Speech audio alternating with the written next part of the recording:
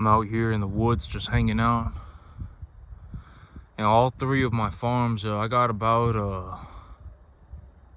well, it's one's 52 acres, one's 71 acres. And then I have this one that's 190 acres. And then I have my house, which is 10 acres. And so I got like 320 acres within like a 10-minute circle of each other. And so yep, I mean, it's very convenient. I can just take a 7-minute drive and get over here, and then take a 7-minute drive and go hang out with my cattle, and then go take another 7-minute drive and see what my other field's doing, and then take a 15-minute drive home. And so it's very convenient for me.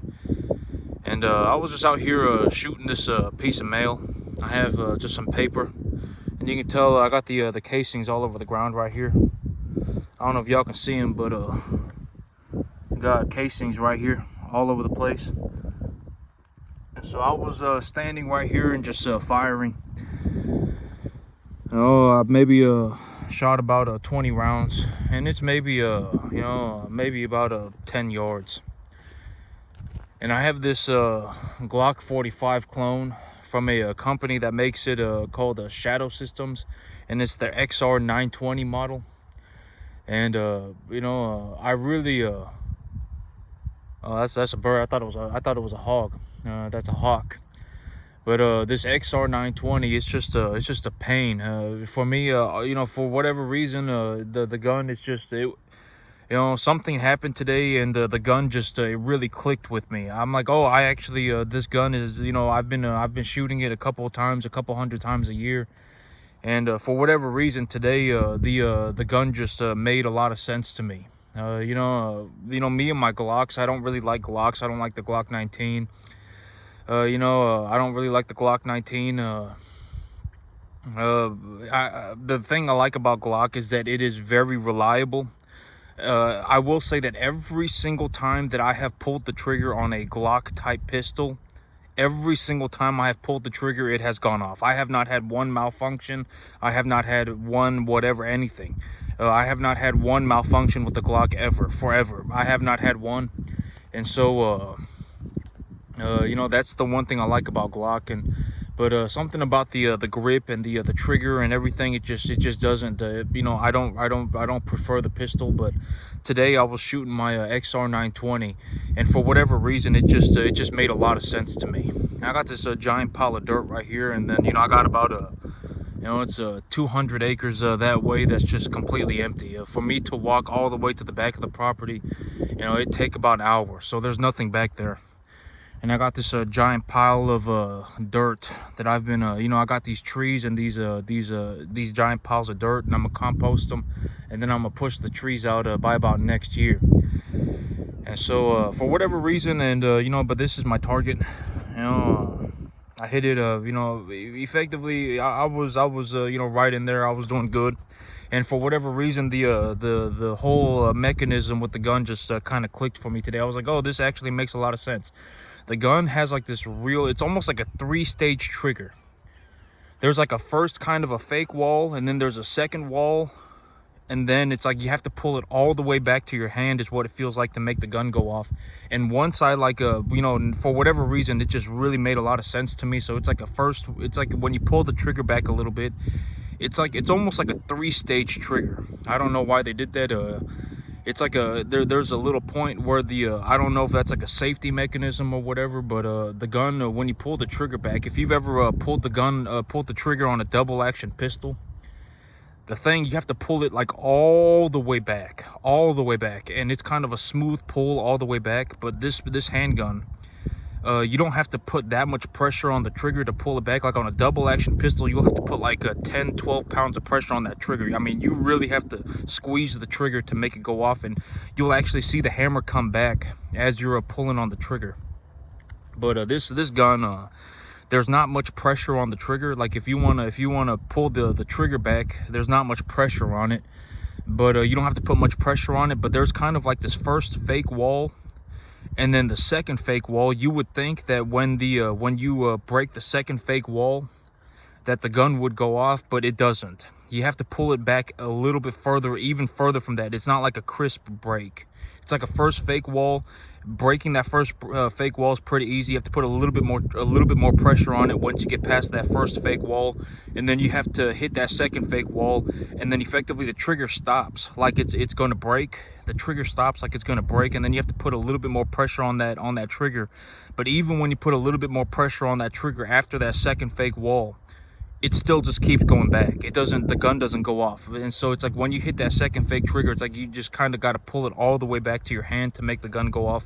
And for whatever reason, it just made a lot of sense for me today, and I was able to get all my rounds on paper. From my understanding, I didn't miss a single shot. But I don't know, I shot about 27, 28 rounds, and so I don't know how many holes there are on the paper, right? I haven't counted, but I was right in there. I was good enough accurate with the gun. And so the gun just for whatever reason, it just made a lot of sense to me today. That trigger is just something very, very, very strange. It's very strange, but once you understand it, it kind of just, I guess it just is what it is. And so the whole thing about the herbicide, I have been reading about this herbicide as much as possible and figuring it out, because this stuff, I don't want to be in a situation where I herbicide my entire field and it doesn't do anything, right? And so what I understand, okay, so the whole thing about and let's go take a look at a tree. Let's go take a look at a tree. Well, I don't want to walk through all this brush. Now let's take a look at this one. So this is a honey locust tree, and you can see it's got all the thorns on it and everything. And so you can see the leaves on it, and the leaves are set. And so when the leaves are set, after the leaves have set, the plant will effectively the leaves of the plant, once they are set, will be good for about 30 days. And actually, the more that I read about this herbicide, the more that it, it's just kind of like an interesting thing, because, this is actually another way to look at it, because, up until now, like, I understood the whole thing about, like when you have a leaf that's growing, the leaf is growing, and then once the leaf is set, the leaf will effectively survive. The photosynthetic machinery will effectively be at maximum capacity for about 30, 40, maybe 35 days. And then the leaf will begin to degrade, right? The photosynthetic machinery, the leaf will begin to degrade, and then, and et cetera, et cetera. But the herbicide, the leaves, once they have set, that and there is but a very honest, not honest, I mean, I guess it is honest, but the very an interesting way of looking at this, another way of looking at this is, like, think about it like an investment. All right, the tree is investing in leaves, and so it's growing these leaves. Investing, I think it's very intertwined. The idea of investing is very intertwined with just the cosmic way of things. And the idea of investing, it's like, imagine that the tree is investing in its leaves. So when it's investing in its leaves, the tree is having to put in resources to grow these leaves, okay? The tree is having to put in resources to grow these leaves. But the reason it does that is because when the leaves are grown, the leaves will produce sugar, right? A return. The leaves will produce a return for the plant. And when the plant is receiving those returns, the entirety of the tree will be able to grow. And so that's another way of looking at it. And so when the tree is growing its leaves, it's actually pushing energy out into the leaves. But once the leaves are set and producing energy, the tree will be taking in will be receiving the return from the leaves. The trees will actually be making a net positive return on the investment of the leaves, and because of that net positive investment, the tree itself will be able to grow. And so but that's another way of looking at it. For whatever reason, when I was reading about the herbicide, that's what my mind went to. I thought about it like an investment. And the whole thing about it, and this is something that I understood before I looked into the herbicide stuff. But once the leaf is set, it's effectively going to produce an excess of sugar for about 40 days. Usually it'll be about 30-40 days, and then the photosynthetic machinery of the plant, of the leaf, will begin to degrade, and then the leaf will slowly die.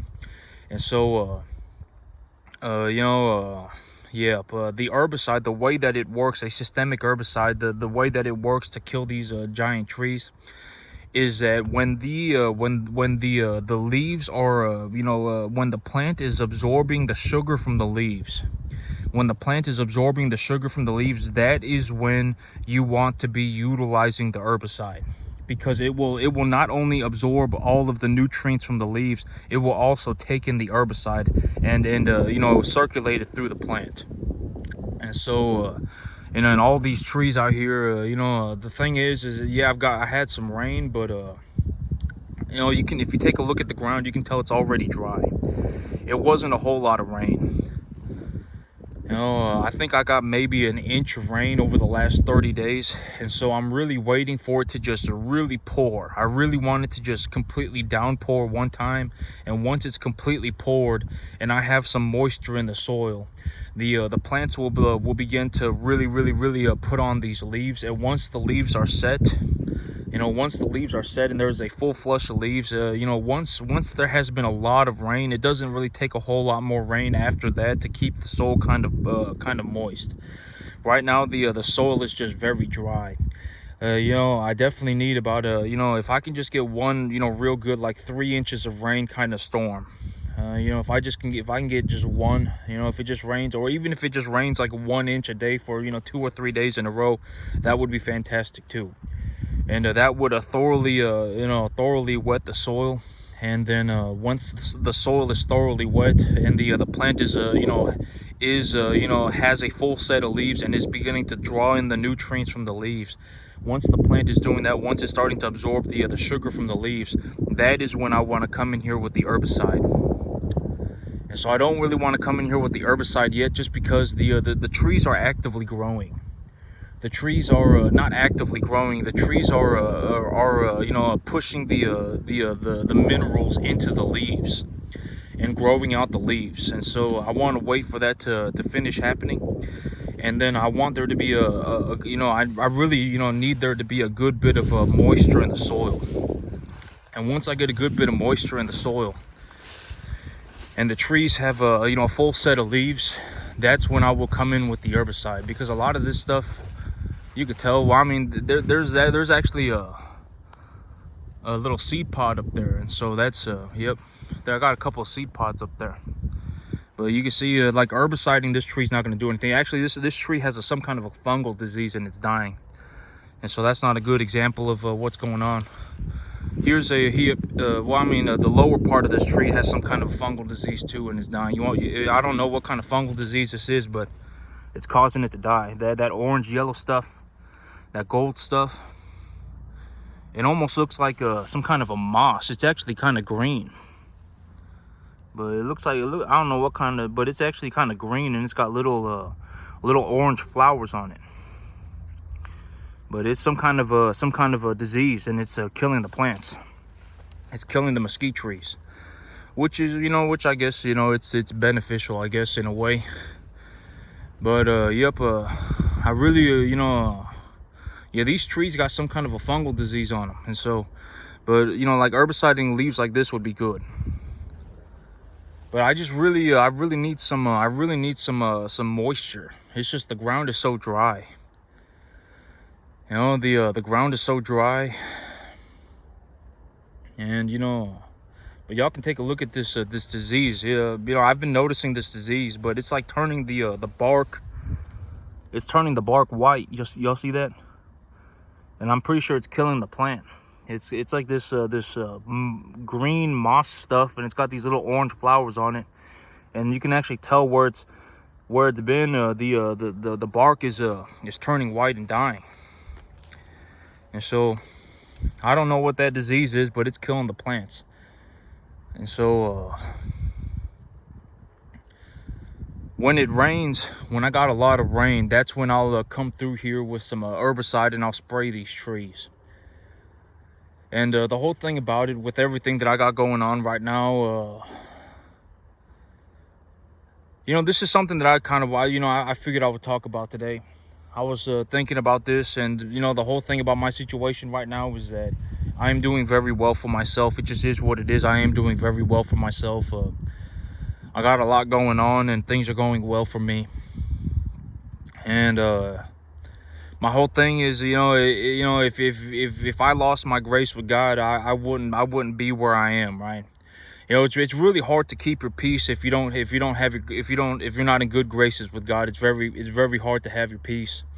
It's very difficult to have any kind of peace in life if you lose your graces with God. Okay, that's how I see it. I don't think I would have made it if I wasn't in good graces with God. And so I am doing very well for myself. I am set to do very well for myself. I put myself in a very good spot. I got a lot going on, and things are going very well for me. But the thing that I wanted to talk about today, the thing that I figured I would talk about, this would be kind of interesting to just give you a bit of an interesting take, right? A lot of people have no idea what it's like to do extremely, to be more or less on the very, very, very, very, very top end of the economy. In terms of a realistic way to look at this, over the next 3 or 4 months, I will be netting myself about $100 grand.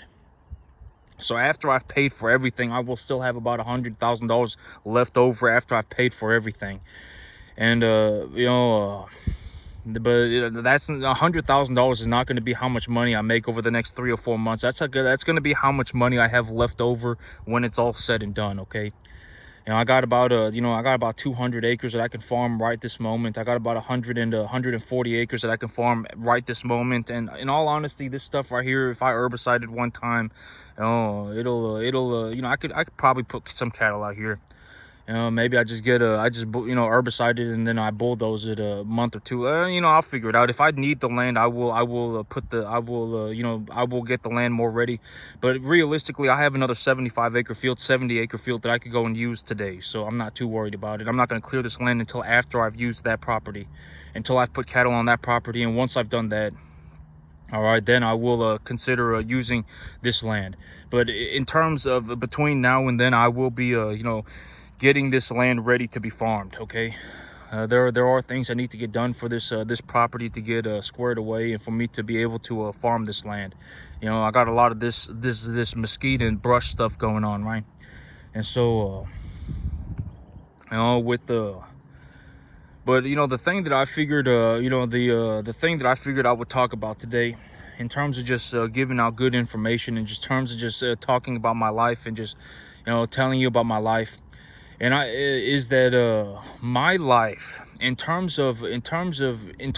all honesty, the only thing that changed in my life from me having gone from making $3,500 a month to me making $40,000-$50,000 a month, the only thing that changed was that my business got bigger. That's it.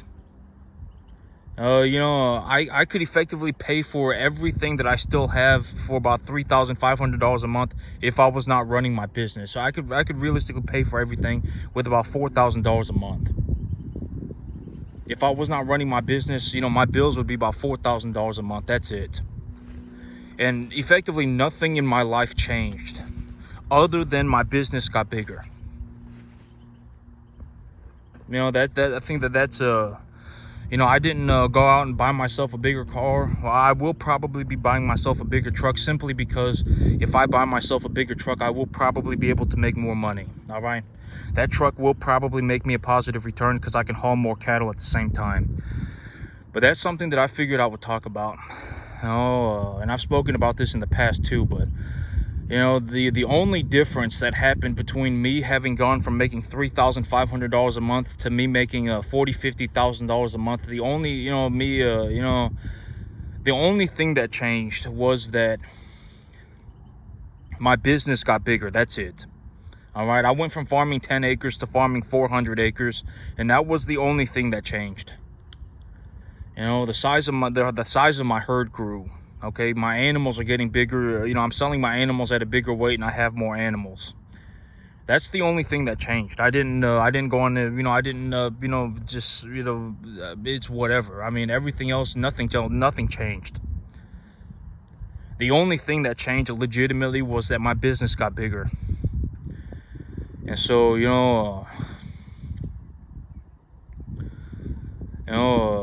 and the whole thing about this, and in terms of like and one of the things that I like being out here, like in the woods by myself, one of the things that I really like about this is that I'm not surrounded by idiots out here. All right, and I talk about this all the time. The average person is effectively just a complete idiot. Most people are. All right, and that I don't think that that's funny, and I don't say that to be malicious. I'm just telling you the truth that almost everybody's a complete idiot. I don't know how that happened to almost everybody. I don't know how it happened to everybody. It's almost effectively everybody, and I don't know how that happened. And it's not good, okay? And I've spoken about this. Like, you could, even if you're like watching me run my business and I tell you exactly how I run my business and I tell you exactly how I do everything, there's a very real possibility that you're still just absolutely no idea what's going on, and it's going right over your head. And in the worst, in a legitimate worst case scenario, you're probably even going the wrong way completely. All right, there's a very realistic possibility that you're just going the wrong way completely. All right, and I don't know what's making you go the wrong way. It's probably a lot of problems. It's probably not just one problem. I fell out of heaven to seven. My life's a magical journey. I was born with the answer, and and I am gonna go on a trip to Disneyland. Everything's just gonna turn out to be a miraculous adventure for me. Well, then you're not gonna make it. You're not even going to get to the 10% mark if you live to be 5,000. All right, you're effectively going to be poor for all eternity, and there's nothing that can be done about it, more or less. All right, it's effectively a done deal. And in a very honest way to look at this is like like my business right now as of today, in terms of how much money do I legitimately just make, on a monthly basis. I'll probably have about 100 grand left over. In the next 3 months, I will probably have about 100 grand left over. And so that effectively right there alone is about 35,000 a month.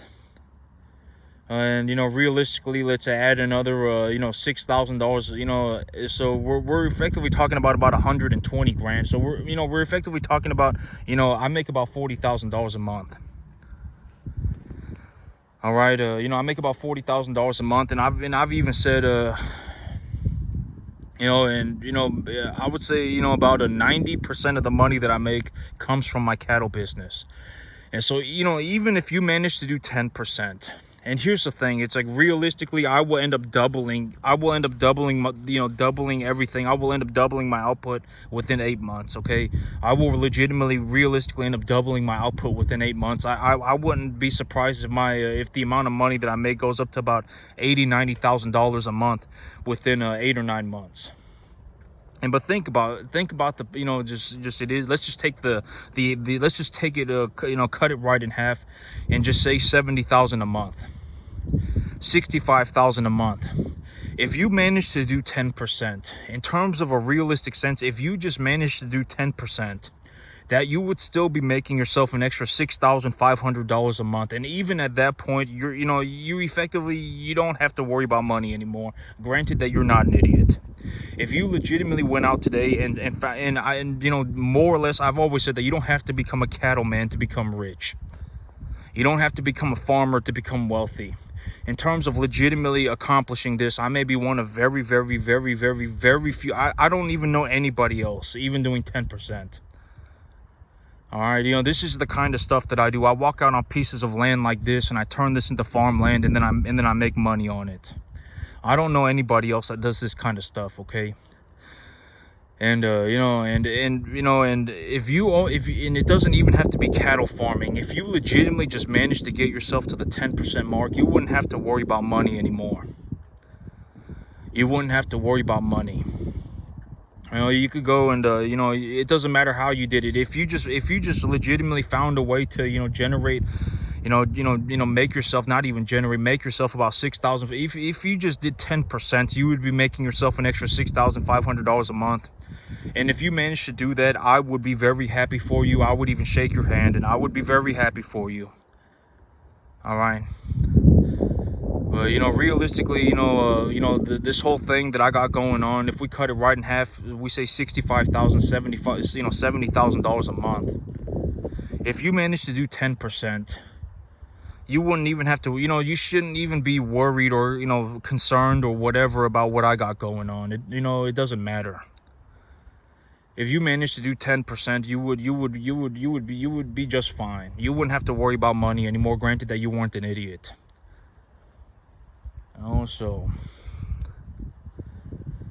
But yep, that's the thing, is that my life hasn't changed. The only thing that realistically changed from my income going from $3,500 a month to $50,000 a month, realistically the only thing that has changed is my business got bigger. I went from farming 10 acres to farming 400 acres. That's the only thing that changed. And realistically, even right now, I am netting myself about $30,000 a month net positive. That's how much money I have left over on a monthly basis. Realistically, it's about $35,000 as of today. All right, I am netting myself. After I've paid for everything and done everything, I am netting myself somewhere between $25,000 and $35,000 a month. That's how much money I have left over.